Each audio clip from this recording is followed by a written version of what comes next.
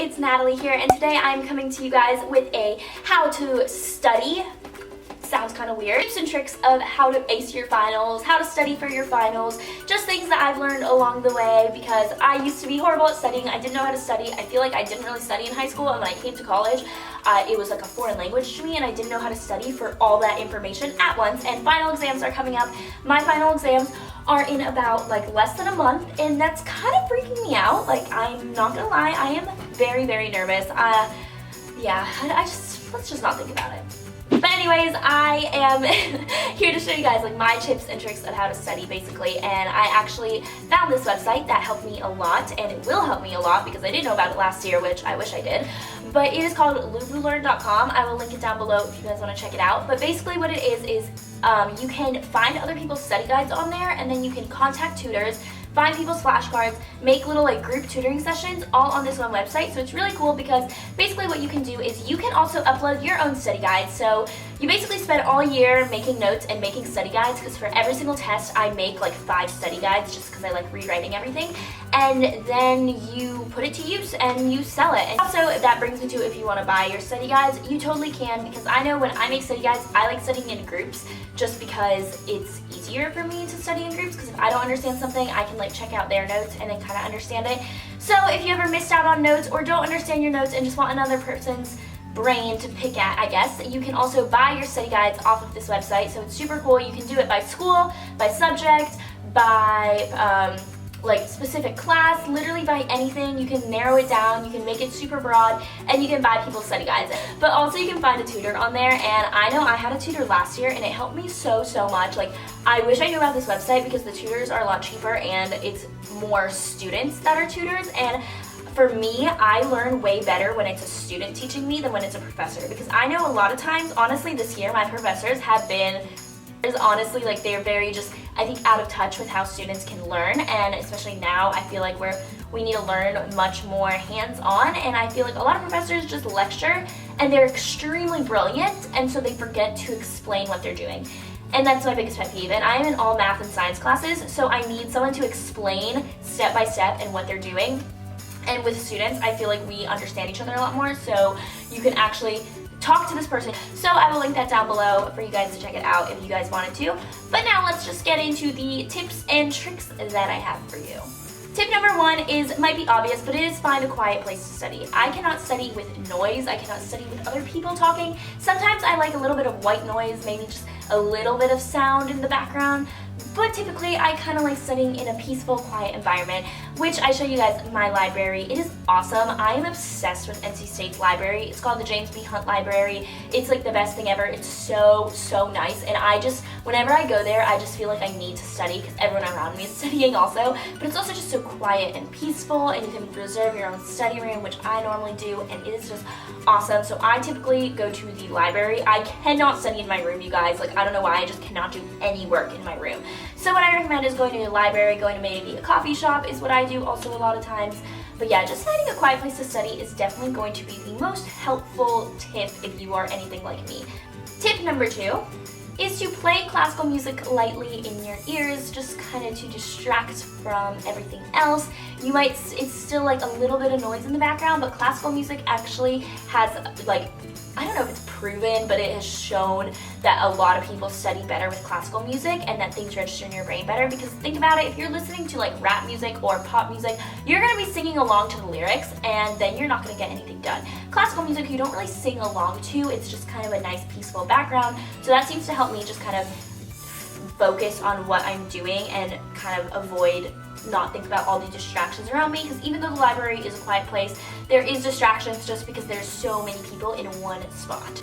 Tip number 3 is to rewrite all of your notes down, and this one is the biggest tip that I have. I go through the textbook and I rewrite every single thing down. Not every single word, no, but I write every single problem down until I am completely a master at it. Or I will make multiple study guides, just because writing everything down, if you continue to rewrite everything, it will register in your brain quicker, and like, the more you write, the more you're going to memorize it. That is just hands down, I think that will work for every single person. If you have never done it and you don't think it works, try it and tell me if it works, because I know it will. You just have to rewrite everything and then it sticks in your brain. Because think about it, if you're rewriting a bunch of stuff. Everything that you're rewriting, you're gonna keep registering each time you rewrite that study guide.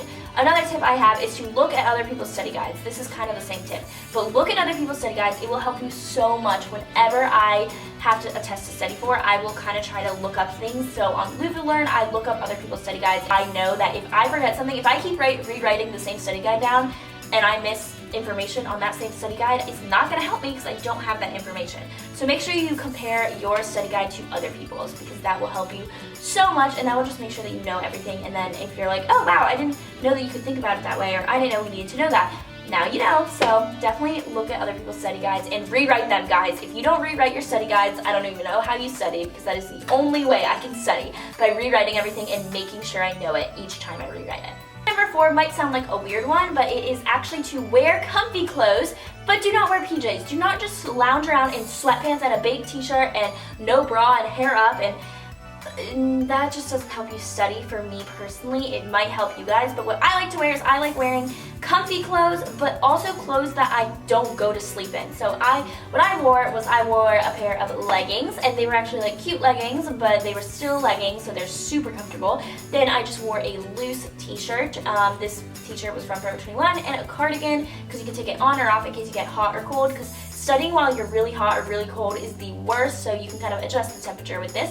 And then I just paired a necklace. It just made me feel put together, but not like I'm about to go to bed, because I cannot study if I'm about to go to bed, because then I feel like, I'm about to go to sleep, I want to go to sleep, because studying is boring. It is extremely boring, so you don't want to accidentally fall asleep while you're studying. You don't want to be uncomfortable. I'm not recommending you go to the library in high heels and tight jeans and a tight t-shirt or tight tank top with like a bunch of jewelry on. No. Wear comfortable clothes, but wear clothes that you're not going to fall asleep. 5th tip for you guys is to form study groups. I do this before every single test, and I had a lot of fun filming this video. We're just kind of like making jokes and laughing and stuff and not actually studying in the video, but I actually was kind of copying down my calculus notes in this. But so what I do is I form study groups, and we just kind of talk about what we need to know in the test and write bullet notes and do problems. And again, having another person helps so much. And also on LuvaLearn, you can do group studies, so you can do like FaceTimes with many people. And the good thing is that if you don't know anyone in your classes, you can form them on this website about people that are taking the same subject as you and learn through that. So I thought that was pretty cool. But yeah, forming study groups helps so much. Like, it's just another brain to pick at. I think I've said that expression, let's see, maybe like 5 times today, maybe. I don't know why, I've never like used that expression before. Number 6 is to pack snacks and drink coffee. I actually did not have snacks in this video, but I definitely ordered a coffee. I always get a latte with soy milk, but caffeine, I thought, just is a great pick-me-up, and I normally do it in the middle of my study session, because if you do it in the beginning, you might be crashing at the end. But if you do it in the middle, in the beginning, you still kind of have energy from like the day, from not studying, and then you slowly crash, and then you have coffee and you're back up. So that elongates your studying time. So my tip is to have coffee in the middle of your study break, not just in the beginning like most people would do. You could have it multiple times in your studying session, but I mean, maybe to be a little healthier, you should only have it once, but just 1 cup of coffee or 1 order of coffee. 1 order of coffee is what I normally do, and I normally have that in the middle of my study session. So yeah.